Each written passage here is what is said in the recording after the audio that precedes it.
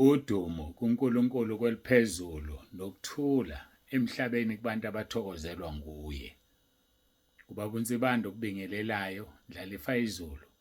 Ngithi uJesu Kristu inkosi. Siyambonga-ke kakhulu uNkulunkulu wethu, siyamdumisa nangaso lesi sikhathi akasipha sona.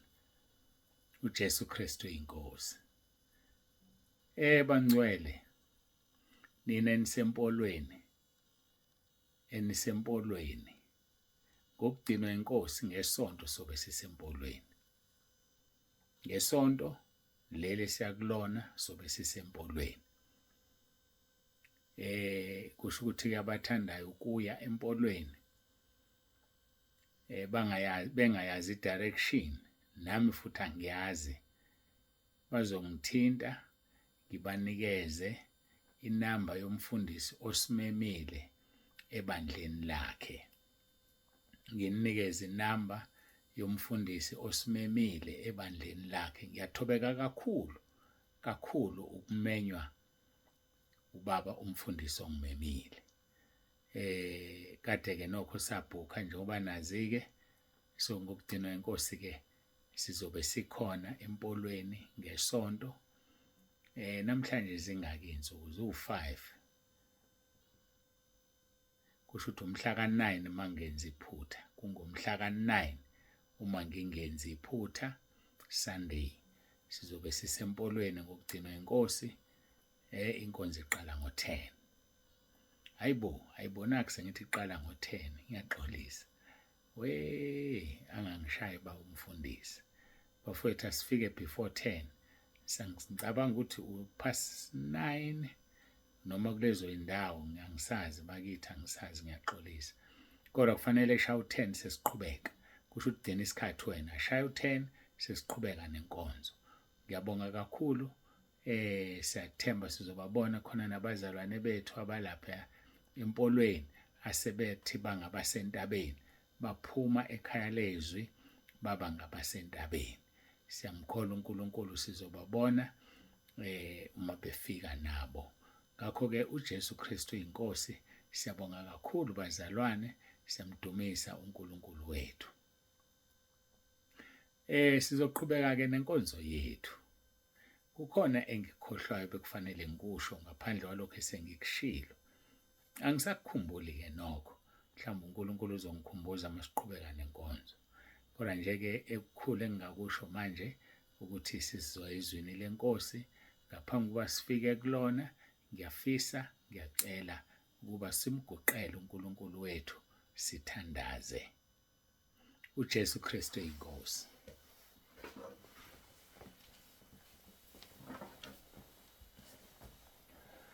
Baba ngcwele, baba olungileyo, uNkulunkulu nomusa, siyathobeka phambi kobuso bakho ngaso lesi sikhathi. Sibonga uthando sithande ngalo. Akekho uNkulunkulu ofana nawe nonjengawe. Ulidalile izulu, walendlala njengendwangu, owudala umhlaba uphanyekezeni. Siyabonga Nkosi, silangazelela ikhaya, silangazelela ukuba lapho ukhona, njengoba nawe ushilo wathi ufisa sibe lapho khona. Silangazelela lokho Nkosi, siyazi kumoya sifihlwe kanye nawe kuNkulunkulu, sifihlwe kuwe Kristu Jesu kumoya. Nokho-ke silangazelela ukuphuma ngempela kulomzimba size ekhaya ezulwini. Kodwa-ke silindile ngoba icebo lakho kusafanele lifezeke ngathi sisekulo mhlaba. Siyabonga kakhulu-ke uNkulunkulu wethu, sicebise ngengcebo yasezulwini, usambulele ukhulume nathi. uJesu Kristu inkosi. Amen.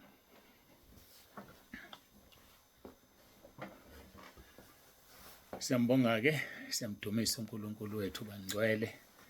Dumo lonke luya kuye izikhathi zingakabibikho, namanje kuze kube phakade. Ngiyacela-ke ukuthi sifunde izwi lenkosi esilitholayo ngokaJohn chapter 17.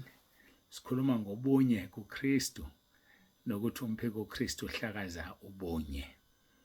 Sofunda uverse 20 noverse 21. Angiceleli laba bodwa, kepha nalabo abakholwa yimi ngezwi labo, ukuba bonke babe munye, njengalokhu wena Baba ukimi nami ngikuwe, ukuba nabo babe kithina ukuze izwe likholwe ukuthi wena ungithumile. Sikhulumile kabanzi ngaleli izwi, ngiyalifunda nje walo mgogodla wobunye. Kodwa ukuze izwe likholwe asibeni munye makholwa. Hayi asibeni munye makholwa. Ayiphele indaba ye-division. Hayi ayiphele nje. Sizoya-ke kwabaseThesalonika lapho sikhuluma khona ngomphiko uKristu nangokubuya kwenkosi yethu Jesu Kristu. Ngizothanda ukuqala lapha kuverse 1 ka-chapter 2, 2 Thessalonians. Abesibili baseThesalonika siqale khona lapha kuverse 1 ka-chapter 2. Kepha siyanxusa bazalwane mayelana nokufika kwenkosi yethu Jesu Kristu nokubuthanela kwethu kuyo, ukuba ningasheshi ninyakaziswe engqondweni yenu, ningethuswa noma ngomoya noma ngezwi noma ngencwadi ngokungathi vela kithi, sengathi usuku lukaKristu selifikile. Verse number 3, makungabikho umuntu onikhohlisayo nangayiphi indlela, ngokuba lokufika kungaveli kuqala ukuhlubuka kwambula umuntu ongenamthetho indodana yokulahlwa. Alokufika usuku lokubuya kwenkosi kungakambulwa umuntu ongenamthetho. Verse number 4, omelana nakho konke nozikhukhumeza phezu kwakho konke okuthiwa uNkulunkulu noma into ekhonzwayo azazihlalisa ethempelini likaNkulunkulu ezishaya uNkulunkulu. Ngizoya kuverse 5. Ngithanda ukusho ukuthi abaphika uKristu lithi izwi lenkosi baphuma kithi. Baphuma kithi. Mawubheka u1 John chapter 2 verse 18 no-19. Isihloko sakhona sithi ukufika kwabaphika uKristu. Kwabaphika uKristu. Okungukuthi banjani? Baningi ukufika kwabo. Uthi verse 18, bantwanyana sekuyisikhathi sokugcina. Njengalokhu nezwa ukuthi umphika uKristu uyeza, nakalokhu sekukhona abaphika uKristu abaningi, ngalokho siyazi ukuthi sekuyisikhathi sokugcina. Verse 19, baphuma kithi, kodwa bebengesibo abakithi, ngokuba uma bebengabakithi babeya kuhlala nathi, kodwa baphuma ukuze babonakaliswe ukuthi bonke abasibo abakithi. Ngifuna ukuyicacisa lento bazalwane. Abaphika uKristu sishilo ukuthi bakhona kubefundisi. Abaphika uKristu bakhona kubazalwane. Kuma-level onke nje utshalile uSathane izisebenzi zakhe. Now, kuyenzeka kwelinye ibandla uthola ukuthi umholi limdlile ivangeli leqiniso. Umholi uzama ukuliphila ivangeli leqiniso.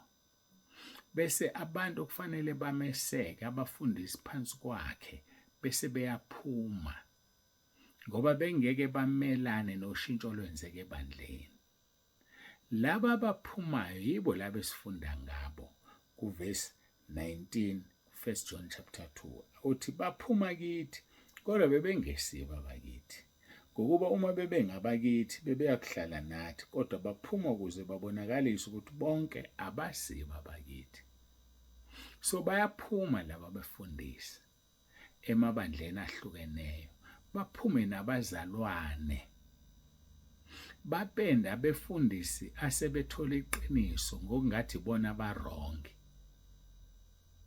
Akusho lutho ukuthi kade niqhuba kanjani sonke lesi sikhathi kanti beningekho eqinisweni. Bese bebiza laba abazalwane baphume nabo, uthola ukuthi founder noma ke umholi noma ngiyona ifounder usezosala nje olibala, abazalwane abasekho, bathathwe abanye abefundisi. Ngifuna ukuwonisha laba befundisi. Number 1, bangabaphika uKristu. Number 2, njengoba uhlubuka nje, nabazalwane ophume nabo bangabahlubuki, basazokuhlubuka nawe. Ngifuna ukwazi lokho. Izwi lenkosi lithi yenza komunye uthanda kwenziwe kuwe. Isilinganiso linganisa ngaso komunye nawe solinganiswa kuwe. Phuma nabazalwane bazazodlula kuwe baphume. Kukabiliki bangahle baphume babuyele la wena uphume khona ungasakwazi ukubuyela, noma badlulele kwenye indawo futhi ngoba bayini bangabahlubuki, bayahlubuka. Musuhlubuka nabazalwane. Mawukuthi wena uyaphuma, phuma wedwa ubavimbe basale. Uma ke benezathu zokukulandela ayikho into ongayenza. Kodwa mawube wena uzamile ukubavimba ngoba njengoba wakhe ibandla labahlubuki nje basazokuhlubuka, uNkulunkulu uzokuzwisa lento izwise omunye umfundisi. Kubefundisa abahlutshukelwa abazalwane, qinani nimisibindi uNkulunkulu nani, ningasabi. Mawuphethe ivangeli eliphilayo abantu bazophuma. Ngisaba mina ngisho ukubheka amafigures abantu asebephumile ekhaya lezwi ngoba kushisa. Hhayi akukho la bengaphumi khona. Bazophuma ebandleni okulona, bazophuma noma ikuphi ngoba ukukholwa akusikubona, akusikhona kwabantu bonke. AbaseThesalonika besibili chapter 3 verse 2. Ukukholwa akusikhona kwabantu bonke. So basazophuma nje.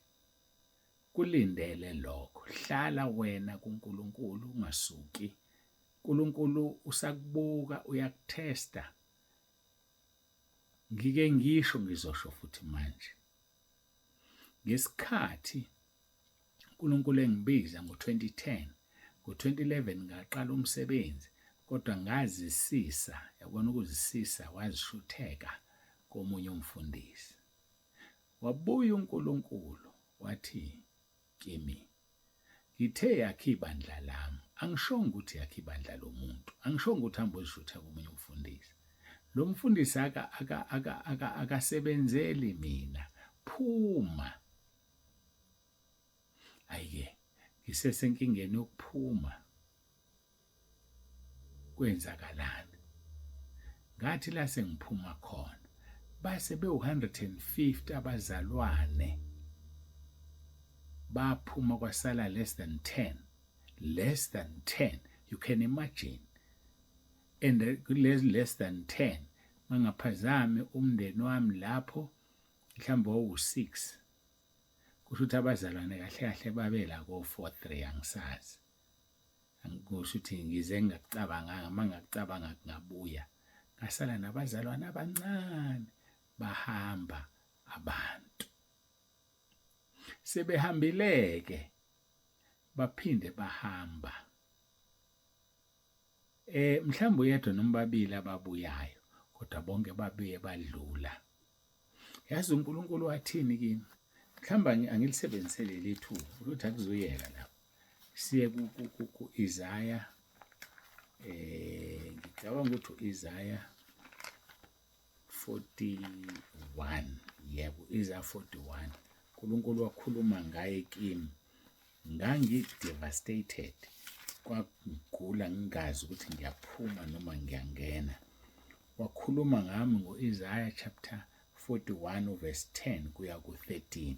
Kodwa ngifuna sina ku-11 no-12. Ake sifundeke from verse 10. Ungesabi ngokuba mina, saqala ku-verse 9 ngiyaxolisa. uNkulunkulu wambula u-verse 9 wakhuluma nami ngaye. Wathi wena engikuthathile emkhawulweni womhlaba ngakubiza emagumbini awo ngathi kuwe wena uyinceke yami ngikukhethile, angikulahlanga. Angiduduza lawo magama, ayifudumeze inhliziyo yami. Athi uverse 10, ungesabi ngokuba mina nginawe, ungapheli amandla ngokuba mina ngiwuNkulunkulu wakho. Ngiyakuqinisa futhi ngiyakusiza, yebo ngiyakusekela ngesandla sokunene sokulunga kwami. Wasafika uverse 11, kwaba nezwi elikhuluma uverse 11, lathi bheka bonke abafuthekela wena bayakuba namahloni, bajabhe, abamelene nawe bayokuba njengento engelutho, babhubhe. Verse 12, uyakubafuna ungabafumani kodwa. Labo bantu abaxabana nawe, abalwa nawe bayakuba njengento engelutho nanjengeze. Baphuma laba bazalwane bavula ibranch, kwakune hype bephezulu. Namhlanje ayisekho leyo branch. Namhlanje ayisekho leyo branch. Wathi uma ethi uNkulunkulu verse 12, uyakubafuna ungabafumani kodwa labo bantu abaxabana nawe abalwa nawe bayokuba njengento engelutho nanjengeze. Abasekho, angibazi bashonaphi. Athi verse 13, ngokuba yimini uJehova uNkulunkulu wakho obamba isandla sakho sokunene nothi kuwe ungesabi, mina ngiyakusiza. Ngifuna ukutshela laba befundisi abahlubukwa befundisi, abahlubukwa abazalwane ngenxa yevangeli eliphilayo, ukuthi qina uma isibindi, ungasabi, uNkulunkulu nawe. Baphuma kithi lapha phika uKristu. Ngifuna ukukutshela ukuthi uzobafuna ungabafumani. Bazophelela ezeni, bazophelela emoyeni. Kuyosinda laba bazobuya baze kuwe bacela uxolo bakhonze nawe. Kodwa laba bakhiwe ngokuhlubuka, alikho ibandla labahlubuki. Ngoba lo muntu uhlubuka angaqedi, angayeki, uyohlala ehlubuka nje. Ukungahlubuki ukuphuma kahle ebandleni uvalelise. Kodwa lento okuvela unyamalala uphuma uhambe, babefonelwa ngapha nangapha bebizwa, bekhishwa. You can imagine 150 kwehle kuze kube less than 10. Namhlanje bangakanani abantu. Ikhaya lezwi aliyona intabeni endlu kaJehova kuyabonelelwa. Ikhaya lezwi engakutshela khona linabantu abangaphezulu ka-6,600. Intaba yendlu kaJehova inabantu abangaphezulu kuka-500. Isuka kuphi? Kubantu abawu-10, less than 10. So imisibindi uqina. uJehova uNkulunkulu wakho obamba isandla sakho sokunene nothi kungesabi, mina ngiyakusiza. Ungazami ukwenza ezinye izinto, ungafuni usizo kwezinye indawo, ngoba ukuthathile emkhawulweni womhlaba, wakubiza emagumbini awo, wathi kuwe, wena uyinceku yami, ngikukhethile angikulahlanga. Ngaphandle-ke uma ungabiziwe, hayi uma ungabiziwe uzozama, uma ungabiziwe nawe vele obukwenza kuzophelela ezeni. Uthi verse 10, ungesabi, ngokuba mina nginawe, ungapheli amandla, ngokuba mina ngiwuNkulunkulu wakho. Ngiyakuqinisa futhi ngiyakusiza, yebo ngiyakusekela ngesandla sokunene sokulunga kwami. Uma ucabanga ukuthi intabeni yakheke kanjani ngabazalwana aba-less than 10 sebephuma 150, uzombona uNkulunkulu ukuthi wenza into zakhe. Namhlanje abefundisi esinabo bangaphezulu kuka-20 namhlanje. Mangisho abefundisi ngihlanganisa abefundisi nabavangeli bangaphezulu kuka-20 namhlanje. uNkulunkulu wethu njalo-ke, bekezela, uthandaze, konze semqoke yokuzila ukudla, ungahlukani nokuzila ukudla, ungahlukani nomkhosi. Umkhosi uzokusiza, umkhosi uzokulekelela. Siyamthanda uNkulunkulu wethu ngoba naye uyasithanda. Ngakho-ke uma bephuma, mina ngifuna ukukutshela nje ungananazi, abaphika uKristu bebevele bengesibo abakithi. Usho njalo verse 18. Sengivalile. Usho njalo verse 18.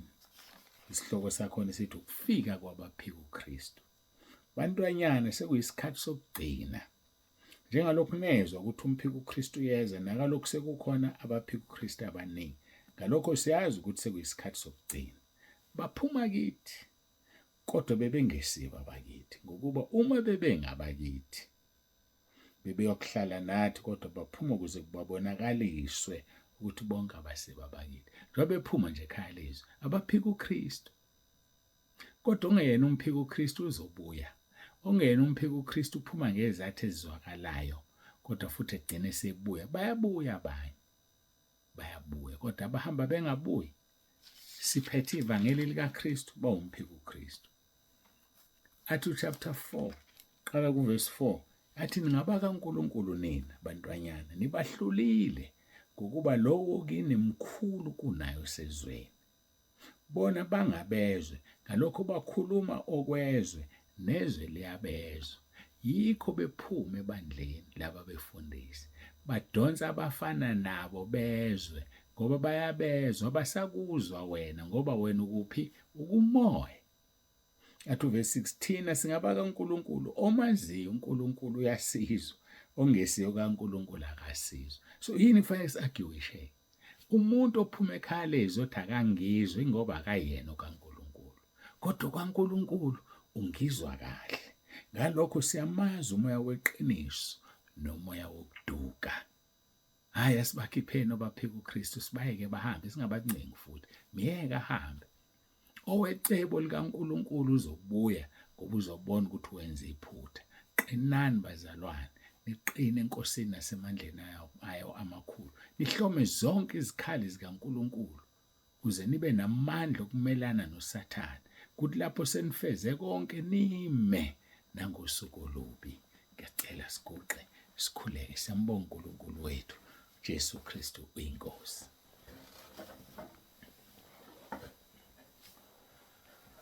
Babongcwele babolungileyo, uNkulunkulu onomusa, siyabonga. Siyakuthanda kakhulu ngoba uyasicebisa ngakho konke. Siyabonga kakhulu uNkulunkulu wethu, udumo silinikeza wena, lungo lwakho lokufanele. Namanje-ke Nkosi, naloyo seyilalelile inkonzo, azinuka amakhwapha, abheke ukuthi akukho yini wena ongakuthanda ukukuyena. Sizivume izono zethu, sizilahle phambi kobuso bakho, ngoba sekuseduze ubuye uzolanda ibandla. Yikho ukhuluma ngalezi zindaba, ubhizi ucwala ibandla lakho, uyalilungisa lilungela ukuhlwithwa. Siyabonga ngoJesu Kristu inkosi yethu ephilayo. uJesu Kristu uyinkosi. Amen. Ayike bazalwane, siyambonga kakhulu uNkulunkulu wethu. Ubaba uNsibande useyavalelisa. Uthi uJesu Kristu uyinkosi.